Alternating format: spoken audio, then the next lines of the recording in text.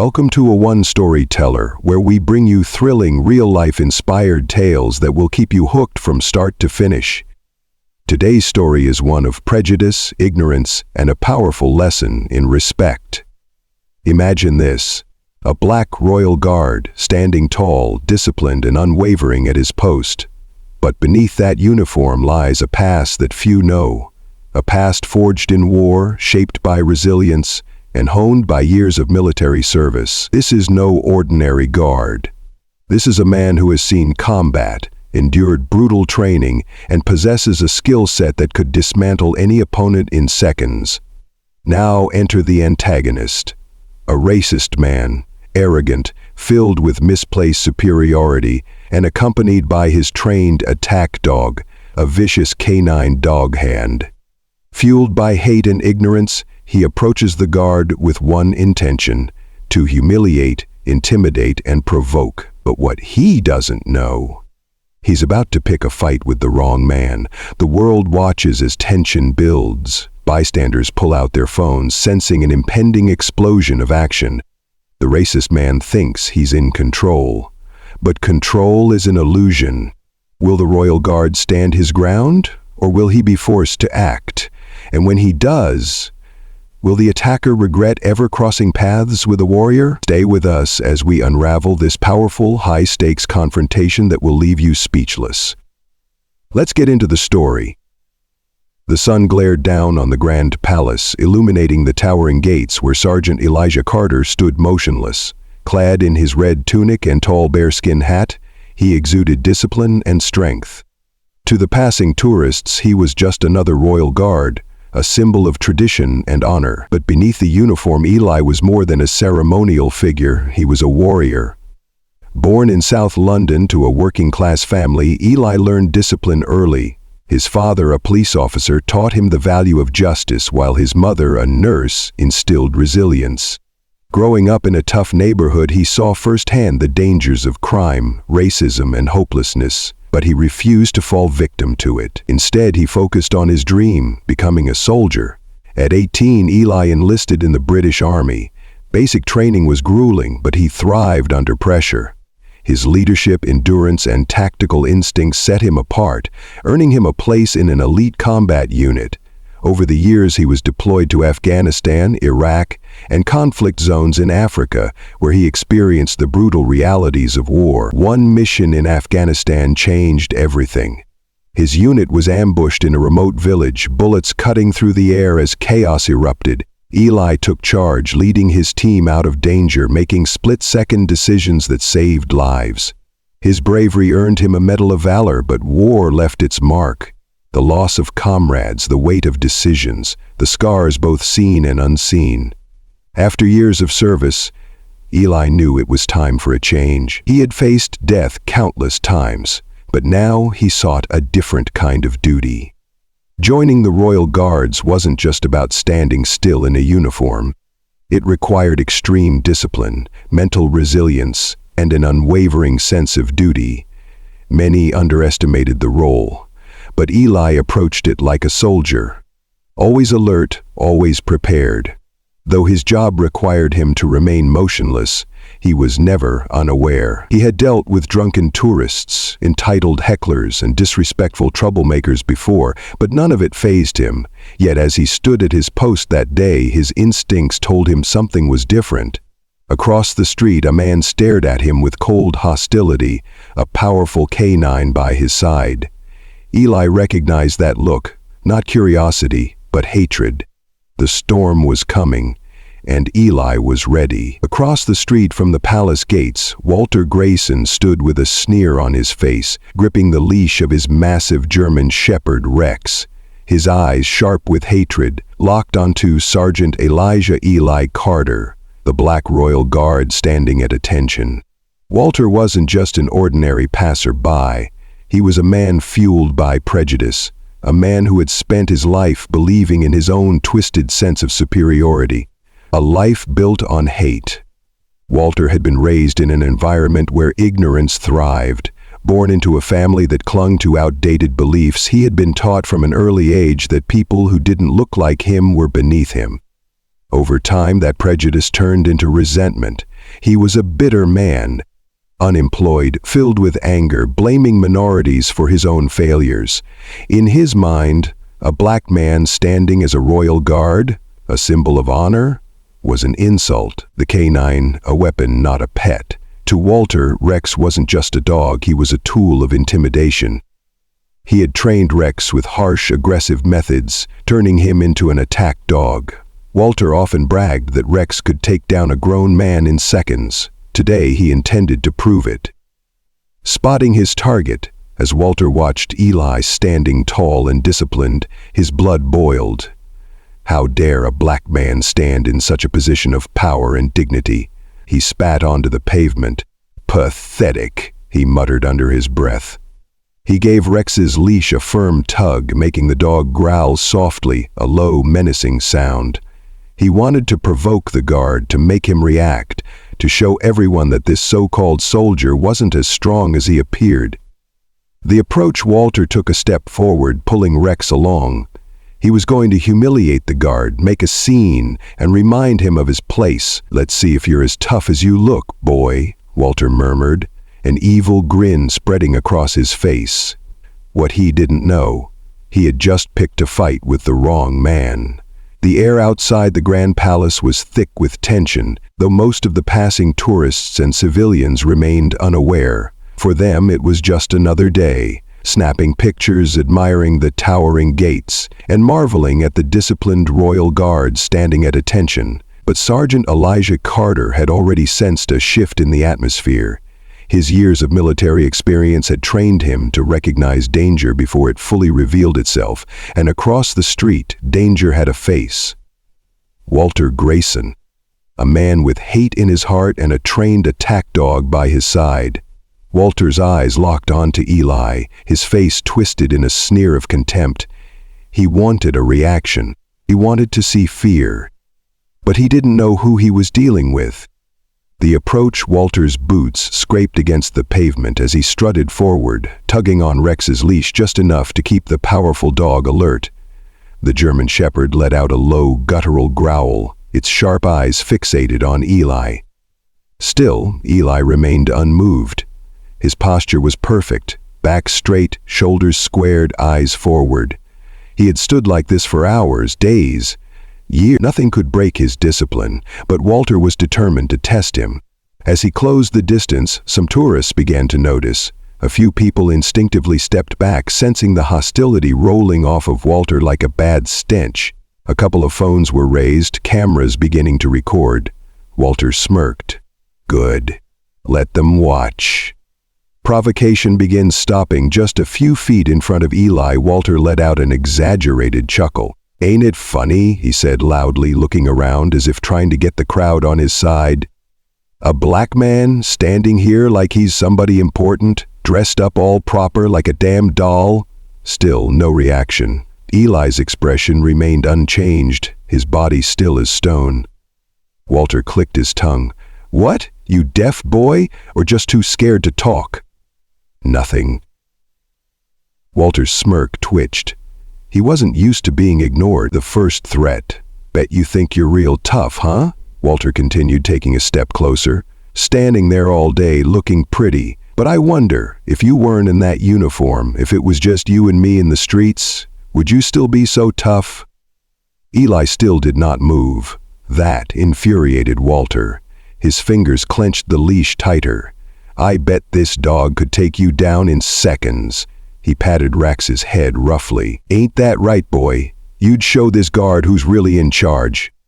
The German Shepherd snapped its jaws, letting out a snarl. The tension in the air thickened. Some tourists gasped. Others took a step back. A few continued recording. Everyone knew something was about to happen. But still, Eli did not react. Because he was not afraid. Walter crossed the line. Walter's smirk widened as he leaned in closer, his face just inches away from Eli's. "You know, you look real stupid just standing there like that. Makes me wonder if you're even a real man." Nothing. The silence only fueled Walter's anger. And then he did something he would regret. Walter reached out and shoved Eli's shoulder. It wasn't a hard shove, but it was enough. Enough to break the unspoken rule of keeping distance, enough to show clear physical aggression, enough to justify a response. And that response was coming, because what Walter didn't know was that the Royal Guard protocol had very strict rules that allowed retaliation when physical contact was made. The moment everything changed, Eli, who had remained still all this time, finally moved. It was a small movement, barely noticeable, but it carried the weight of a trained warrior preparing for action. His jaw tightened, his fingers flexed, his breath remained slow and controlled. Walter, mistaking this for hesitation, laughed. "Oh, what? You mad now, boy? Gonna do something about it?" Eli locked eyes with him, and for the first time that day Walter felt uneasy, because behind those dark, focused eyes, he saw something he didn't expect. Not fear, not anger, cold, calculated control. And then Eli spoke. "Step back." His voice was calm, firm, and filled with authority. Walter hesitated. He hadn't expected that. The shift in energy was palpable. The crowd went silent. Even Rex, the aggressive canine, seemed to sense something was different. Walter scoffed, trying to mask his sudden discomfort. "Or what?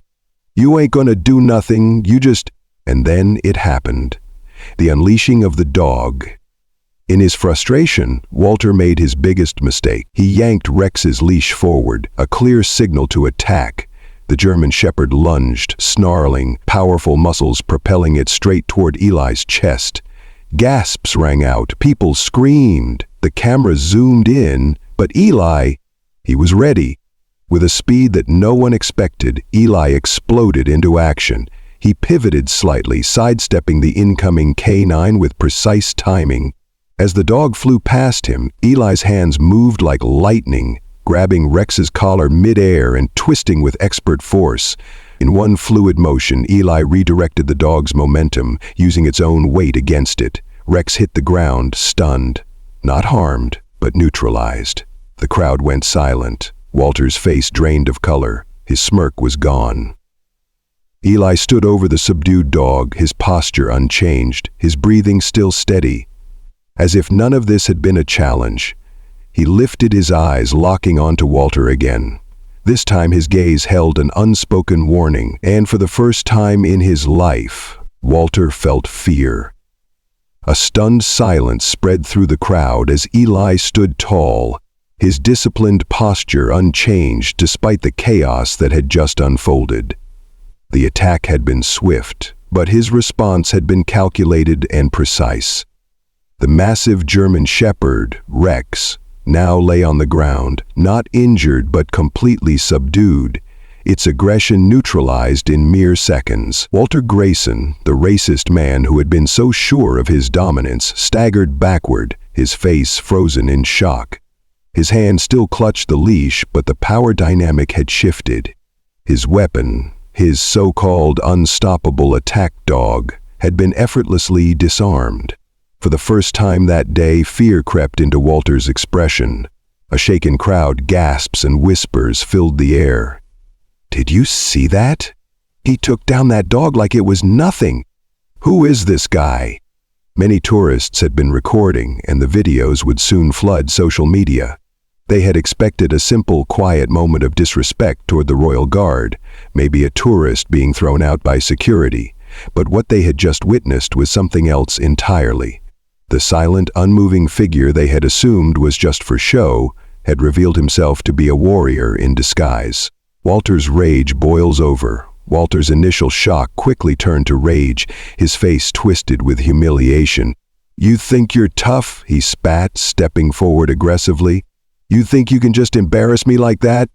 He yanked Rex's leash, forcing the dog back to its feet. The canine, still dazed from Eli's expertly executed counter, whined softly.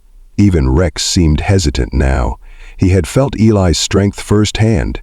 Eli, however, remained composed. He said nothing. He simply returned to his post, straightened his stance, and resumed his official Royal Guard position, as if Walter wasn't even worth his attention. Walter crosses the line again. This only fueled Walter's anger. His humiliation burned deep, especially with the cameras still rolling. He couldn't stand the idea of walking away like a coward. No, he needed to prove something. His knuckles turned white as he gripped Rex's leash.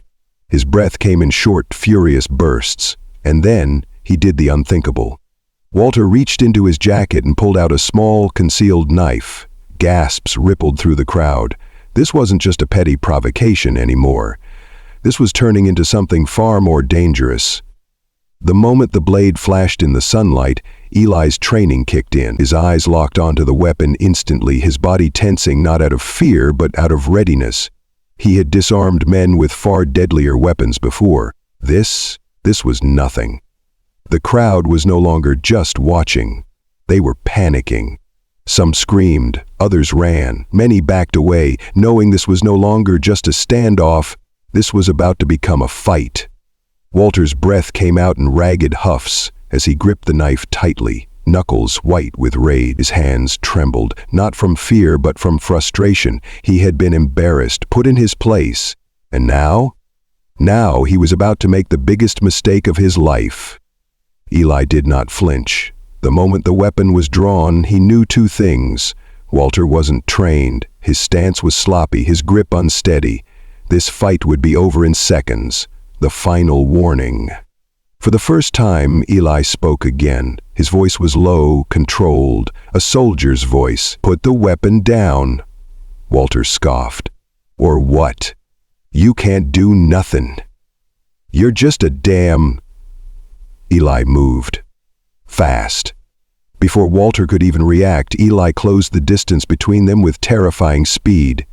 One moment, Walter was gripping the knife. The next, his wrist was caught in a steel-like grip.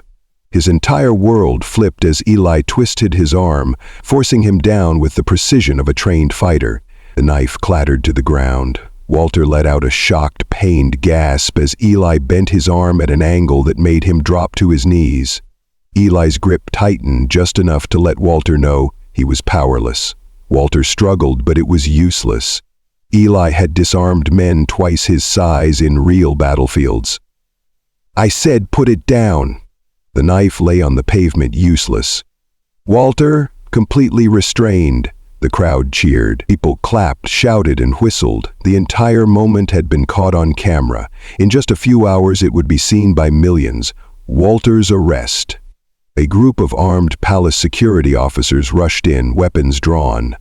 "Step away from him, sir," one of them said, though his tone held a deep respect for Eli. They had all seen who the real threat was, and who the real protector had been.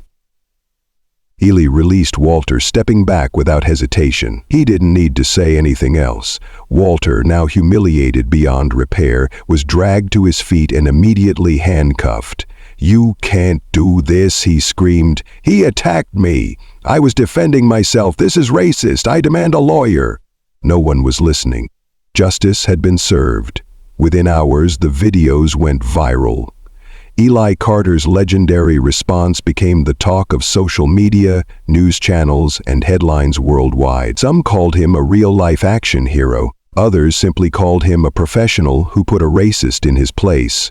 Celebrities retweeted the video. Military veterans praised his discipline and restraint.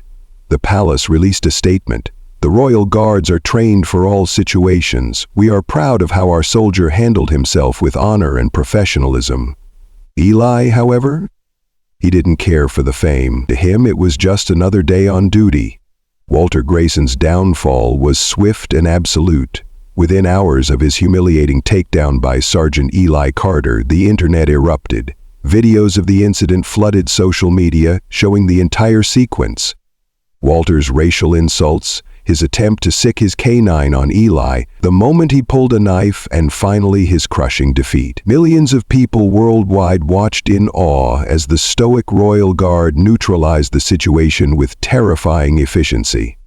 Walter, who had strutted in with arrogance, left the scene in handcuffs, disgraced and powerless. Public reaction was merciless. Social media turned Walter into the subject of endless ridicule, with memes, gifs, and captions mocking his failed attack. Screenshots of Eli's effortless disarming technique circulated online, with captions like, "The real-life action hero," and "Never mess with a trained soldier." One particular frame, Walter's stunned face when Eli countered his knife attack, became the internet's new favorite reaction image. News networks picked up the story, and major outlets such as BBC, CNN, and Fox News covered the event, each emphasizing Eli's discipline and professionalism. Former military officers praised his restraint, while celebrities and influencers weighed in, calling him an inspiration. While Eli's legend grew, Walter's fate took a darker turn. After being taken into custody, he was charged with multiple offenses, including assault on a public servant, possession of a concealed weapon, animal cruelty, and disturbing the peace. The most damning evidence against him was the very footage that had gone viral. His attempt to claim self-defense was dismissed instantly. No judge or jury could possibly believe he was the victim. His sentencing came quickly: 2 years in prison for assault and carrying a weapon, a lifetime ban on owning animals due to the abuse of his canine, and a hefty fine for causing a public disturbance. The same man who had once walked with confidence, believing he could intimidate others without consequence, now sat behind bars, utterly defeated. The only innocent party in Walter's disaster was Rex, the German Shepherd. Authorities investigated and found that the dog had been subjected to harsh training methods that encouraged aggression. Rex was removed from Walter's custody and placed in the care of professional trainers who rehabilitated him. Over time, the once hostile dog learned trust and affection, eventually finding a new home with a loving family.